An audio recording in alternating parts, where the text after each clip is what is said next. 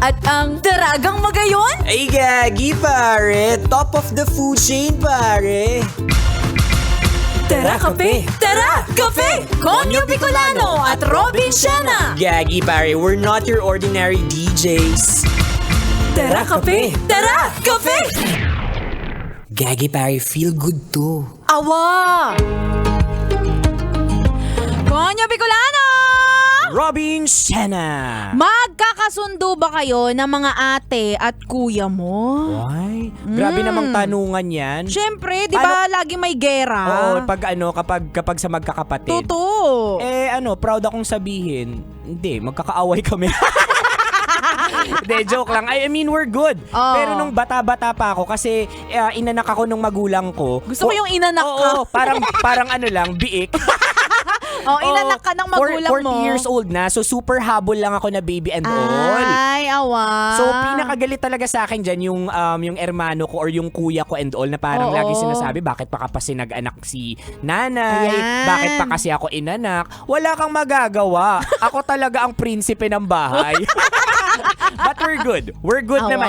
Hindi perfecto yung samahan namin, but I would say, sila pa rin yung pipiliin kong maging kapatid kahit Ayan. maulit yung buhay ko and all. Yes naman, sip-sip yan. May kailangan ka sa kanila, no? Uy, gagi, pare, wala na akong allowance. Eh.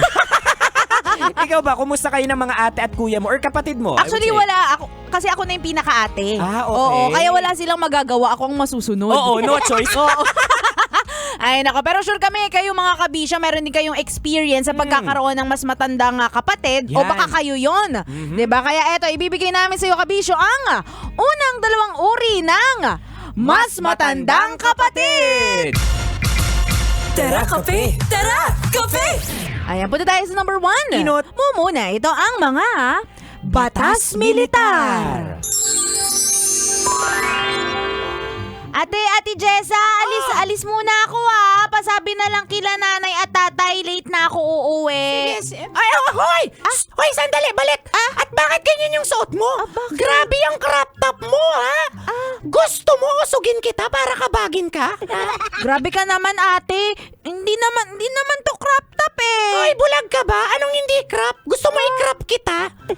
At bakit yung shorts mo ang ikli? Ha?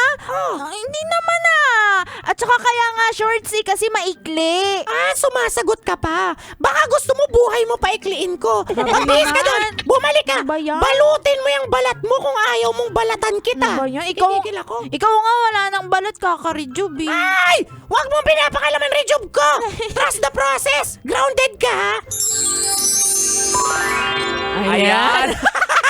Ayoko maging kapatid to si Jessa. Batas militar Oo. no? Uy, pero ganyan din ako sa kapatid kong bunso. Wow. Oo, lalo na kapag ate ka, magiging protective ka dun sa bunsong babae. Oo naman. Oo. Ako naman yung mga ate ko, sige lang ng sige. Oo. Oo, yung parang, ate, ito yung suot ko. Sige lang, bahala ka.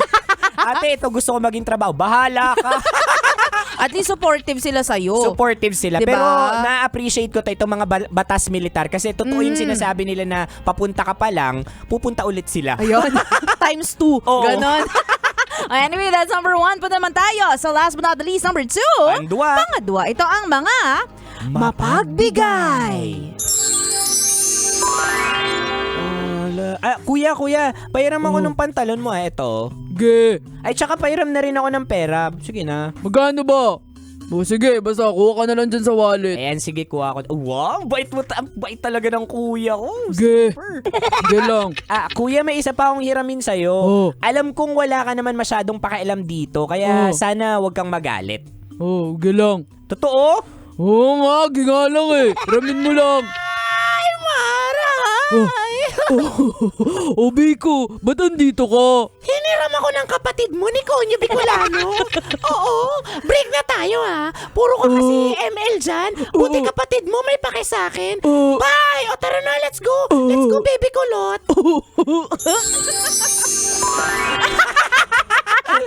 Naging baby niya si Kulot. Uy, pero uso din to ang mga mapagbigay na kapatid and all. Ayan, usually sila rin yung wala masyadong pakialam. Oo. Diba? Okay mga kapatid yung ganito, no? Kasi nga, okay lang kahit hiramin mo kahit ano sa kanila. Oo. Uy, Diba? gagi pare, shout out sa kuya ko na laging nangihiram ng brief ko. Oo. Akala ko pera. Hindi, Hiram brief ng pera ko eh. tas hindi binabalik. Oo, brief ko. Kaya, ayun, pareha din kami may buni.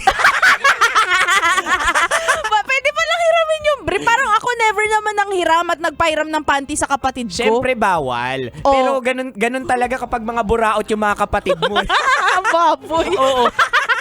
Anyway, Kabisyo, kung di mo naabutan ang usapan namin ito at may gusto kang ipadagdag dito o baka gusto mo ipa-shoutout ang mga ate at kuya mo, i-shoutout natin sila. Yan. Hanapin mo kami sa aming mga social media accounts. Ako sa aking Facebook, Instagram, Twitter, TikTok at DJ Robin Shena. Same socials yan mga broskis at Konyo Bicolano. O, meron ka bang gustong batiin dyan, Konyo Bicolano? Oo naman, gustong-gusto kong i-shoutout si Robert Castro. Yan. Uy, gagi pare, wala nang lipatan ha. Yan. Yun. Sino pa? Marami yan. Oh, syempre nandito rin yung legendary grabbers Yan. natin kay President Mar, kay Vice Yo, President Pres. Jojo, at kay Nardong JZ Boy, at kay Nanay Baby. Ayan. Happy listening po sa inyong lahat. Pero ito, gusto ko i-special shoutout to. Sige, shoutout Kasi mo. idol na idol nila. Hindi tayo si Mang at si Jessa.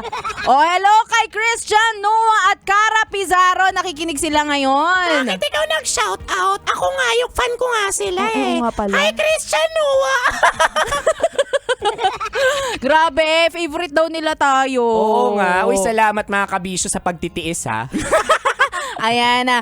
Safe drive sa inyo Sian and Cara. At sa iyo rin mga kabisyo na nakikinig ngayon, tutok lang kayo sa amin dahil makakasama nyo pa kami hanggang mamayang alas 3 ng hapon para bigyan pa kayo ng mga science tips at skits Sa buhay-buhay. Muli, this is your pinakamagandang probinsyana, DJ Robin Shena. Your Uragong Broski like super legit and all Konyo Bicolano. Dito lang yan sa Tara! Kape. Tara Kape sa 90.7 Love Radio. Feel good. Ay, gagi pare. Awa! Tara Kape! Tara Kape! Konyo Bicolano at Robin Shena!